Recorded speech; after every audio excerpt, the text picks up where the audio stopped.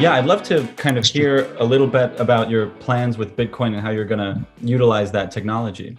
So we're working on a few things. One of them is we're working on, by the way, that went completely viral. I think it got like 2.4 million impressions, crazy. But what's cool is that there's a very robust crypto community within the technology community. It's very loyal, very excited about the moment as well, because they see crypto becoming more mainstream. And so we're working on 3 different projects. One of them is potentially having some of our employees take a percentage of their salary in Bitcoin, right? We saw very famously the football player that wanted a portion of his salary in Bitcoin. So we're looking at that.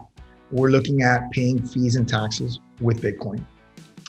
And we're looking at, to some extent, the possibility of investing some of our treasury in Bitcoin. That's something we're looking at. That one's probably the hardest of all of them. Just not because it's Bitcoin, but just based on the volatility of the asset.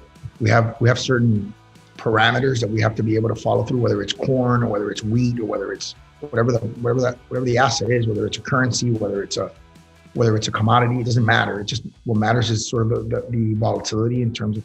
But we're working on it. And I'm thinking about some public-private partnerships that might reduce the risk for the city and might make it an exciting value proposition for us. So those are the things we're looking at in that space. And I think as we roll those things out, I think they'll be very well received. Yeah, I'd love to hear about the future of the city, where you see the tech scene going in 5 to 10 years. I think there is no limit. I really believe that the city has the possibility, the prospect of being the biggest, the biggest player in tech in the world. I know that sounds like a bold prediction, but when you consider the exodus, and when you consider that it's coming from 2 different mega markets in Silicon, the Valley, the Bay Area, and New York, and you have a confluence of VCs, founders, and investors, and programmers, and you combine them with hedge funds and private equity, which I don't think has ever been combined into one location. The synergy of that is exponential.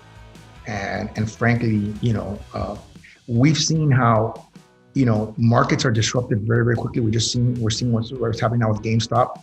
You know what I mean? I mean, markets can be, and financial markets can be disrupted extremely quickly. Cities can be disrupted very quickly too. If you're not flexible, if you're not nimble, if you're not adaptable, it can happen. And that's why I think I'm lucky and I'm blessed, to be a young mayor and have grown up. My generation was really the first tech generation, if you think about it. We're the first ones that have personal computers. We're the first ones that had the ubiquity of these really fancy phones that can do pretty much anything, I think they have like more sophisticated computer systems than like the systems that used to like launch rockets into space, you know what I mean? More computing power. So our children are growing up in an environment where bandwidth, tech tools, and tech education are going to be the most important things that they really, other than the example of their parents and, all that, is really going to be the most important things that they have to, that they encounter.